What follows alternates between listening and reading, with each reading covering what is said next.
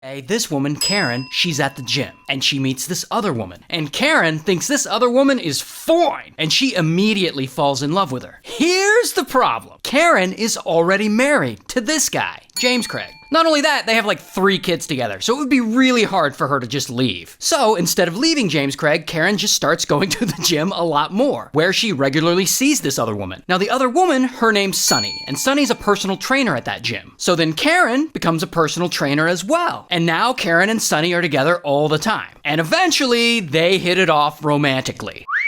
Here's the thing about Karen, though. She's an honest person. I mean, she can't keep secrets from her husband, so she goes to him and she tells him the truth, that she's having a romantic fling with this woman at the gym. Now, here's the thing about James Craig. He's a very controlling person. He has tons of rules. He gives Karen a curfew. He limits the amount of money she can spend. He insists that she smash with him every night at 8 o'clock sharp, and then he makes her go to bed by 9. It's weird. Regardless, Karen tells James Craig about her affair with Sunny. And surprisingly, James Craig is all for it. He's like, go ahead. It's not going to affect our marriage. In fact, he's so for it, he keeps trying to get himself involved. He starts sending Sunny flowers and nice texts. He keeps trying to talk them into a threesome. But unfortunately for James Craig, the 2 women don't want him involved. And then they say no. And during all this, Karen and Sunny's relationship and their feelings for one another keep getting more and more serious. And James Craig, he sees that they're falling in love. And he realizes he's losing control of his wife. And he's like, I cannot let this happen. So he goes and he accepts a new job out of state, and he moves Karen and his family far away from Sunny, from Texas to Missouri. Now, Karen moves with her family, but she refuses to let her relationship with Sunny go. So she and Sunny continue their fling long distance, through emails, through phone calls, sometimes they visit each other. But then, one night, Karen and James Craig go back to Texas to attend their friend's New Year's Eve party. So they're at this party with all their friends, and Sunny shows up,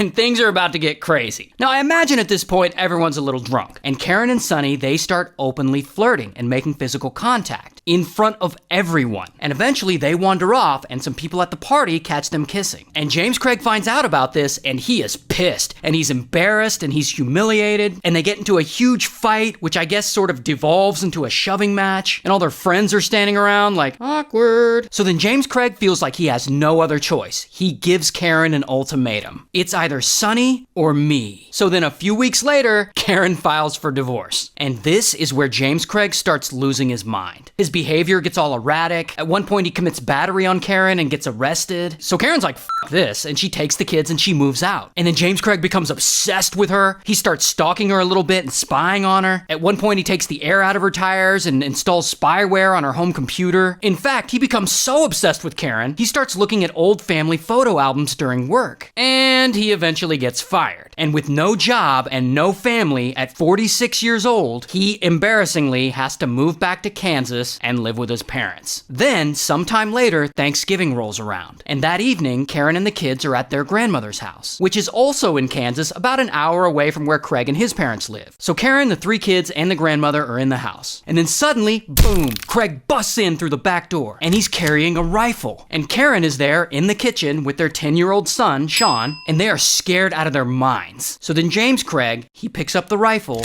and he aims it at Karen, and he shoots her. Twice. And she falls to the floor, while Sean, he's able to duck down and he runs out the back door. But James Craig, he just keeps going through the house. He goes to the living room and he shoots Karen's 89-year-old mother. And then he shoots his own 18-year-old daughter. And then finally, he goes upstairs and he shoots his other daughter. She's 16. Meanwhile, 10-year-old Sean, he runs to a neighbor's house and he has them call police. The next morning, police find James Craig and they arrest him. Here's his mugshot. So he goes to trial and he's found guilty of capital murder, and he's sentenced not to life, but to death. And to this day, he's still alive, but he's on death row. And this all happened in Missouri, so shout out to Missouri.